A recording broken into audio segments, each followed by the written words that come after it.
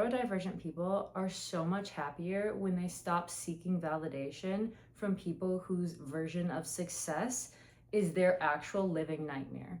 Like when they are seeking validation from, normal society. What is normal society, right? Maybe it is starting a family or a certain career path or whatever their individual society is. Because everybody where we're from, our families, it dictates how we view society and what is normal, right? So when you are trying to live in order to please other people, especially as a neurodivergent, you are going to be miserable trying to become somebody else's version of success when that is not your version of success. Hi, if you're new here, my name is Emily. I'm a women's health and fitness coach, and I'm also a neurodivergent advocate because I myself am neurodivergent.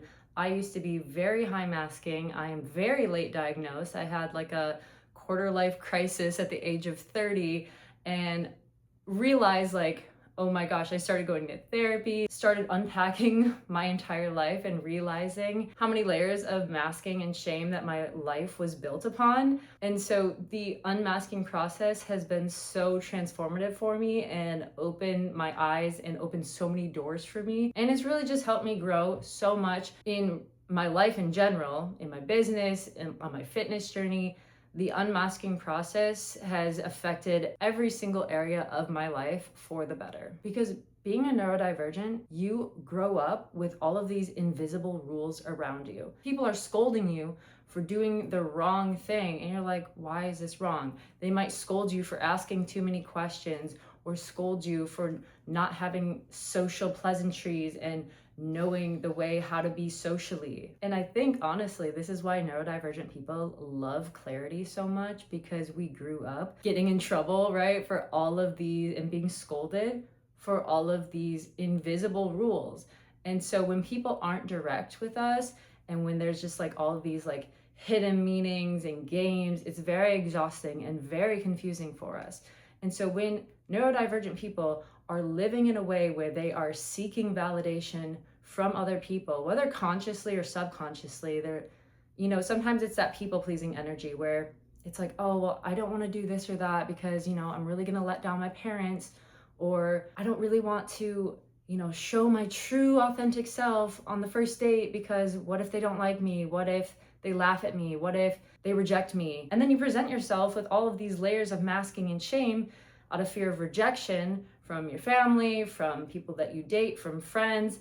But then what happens is you build your life based on lies. And so you're attracting people into your life based on this version of you that you're putting out that isn't even the real version of you. So then when you actually want the real version of you to come out, then it feels like your entire life is falling apart because your entire life was based on this perception that you wanted other people to see instead of your true authentic self. I see this a lot for women on their fitness journey as well, really playing out in a very toxic way, especially for white women. We're gonna touch on this for a minute. And just in Hollywood in general, this is happening white women and non-white women, but especially for white women. There's a lot of talk on the internet right now that's saying, oh, there's certain women who are fat, who are white women, and other white women are calling them fat when they look to have a healthy body fat percentage. They're just not bodybuilding stage lean, and they don't look like current celebrities who are on Ozempic, but they just have a regular sized body, but looks like a healthy body fat percentage, and they don't look fat at all.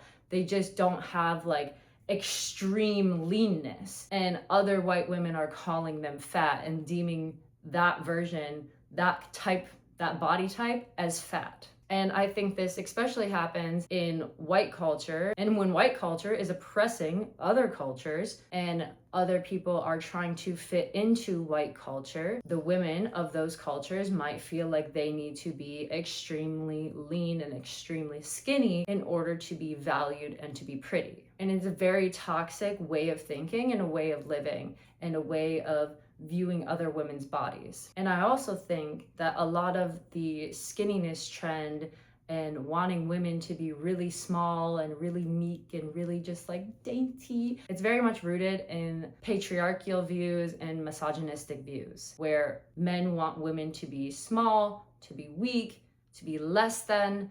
they get intimidated. Like if a woman has more muscle than them or is stronger than them, or, you know, maybe can fight back for herself, they get very intimidated. So what do those egotistical type of men do? They try to shame women. They try to shame women for being strong, for being too big when they're probably not even too big. It's just that those insecure, that's what they are, they're insecure men, are too afraid and too intimidated to be surrounded by women like that, because that means that it is exposing something in themselves that they are too insecure to sit with, that maybe they aren't very strong, or maybe that they are just really insecure and they want to control a woman by force. So when these women specifically, and I'm talking about women here specifically, and a lot of neurodivergent women, this can happen to women of any neurotype, but neurodivergent women specifically, because we are so high masking, and a lot of us were so late diagnosed because there were so many studies done on men, but not a lot of studies done on women.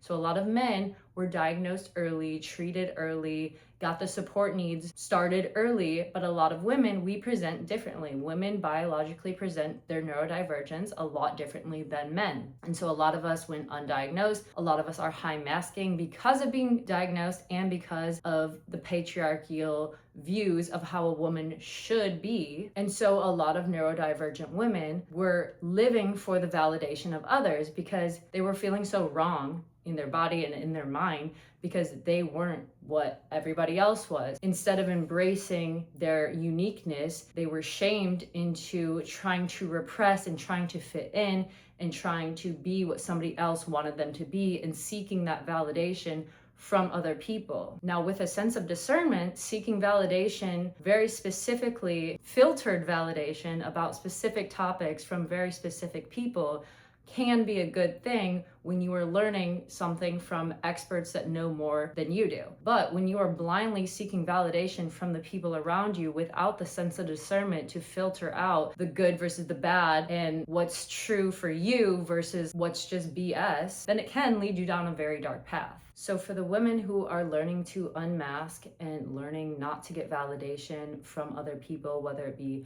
a partner, parents, or whoever it is, and they are learning to come into their own unique, authentic mind and body, it's going to take time to go through that unmasking process to build the body that actually lasts you a lifetime, that is strong, that is sustainable, to build the habits that build the mind and build the life and build the body that you are very strong and comfortable and happy in. It's going to take time, but it's never too late to start making different choices for yourself. And it's never too late to change your life entirely and completely start over. And yes, when you are unmasking, it's going to feel like your entire life crumbles. It's going to feel like so many things are going wrong at first. And that is where a lot of people stop, because they're like, well, I started unmasking and then everything went wrong. But really, it's like, yeah, that's expected. So when you expect things to go wrong, when you start unmasking, start living for what you truly want and for the internal validation, you expect people to reject you, you expect people to not understand, you will progress so much faster and so much further when you expect it and when you don't let it hold you back. Because a lot of people's issue is that they, dip their toes into unmasking and they're like, well, it went terribly wrong. I unmasked and then everybody hates me and I lost all my friends. My relationship fell apart. But maybe it was supposed to. Like maybe those friends were only friends. They only liked the highly masking version of you. And when you showed your true authentic self, they didn't like that version of you. And maybe you standing up for yourself and being a better version of yourself made you realize you deserve better in a relationship, in friendships, in a romantic relationship. So maybe it was meant to fall apart. Maybe all of it was meant to fall apart so that you could have a clean slate to build yourself and build real, true, and genuine and authentic connections with the people who are actually meant to be in your life. So if you are a woman who wants to build a strong, healthy body from the foundation, physically and mentally, we start like literally from base zero, the basics for mind and body, form. You want to learn how to lift, how to have better posture for your unique anatomy, because everybody's anatomy is different, and you want to learn how to navigate this fitness journey physically and mentally in a unique way to you specifically so that it will actually last you a lifetime, then I will leave my coaching link down below. It's just a very short inquiry, fill that out, and if I think you're a good fit, I will send you an email back with more details and the next steps.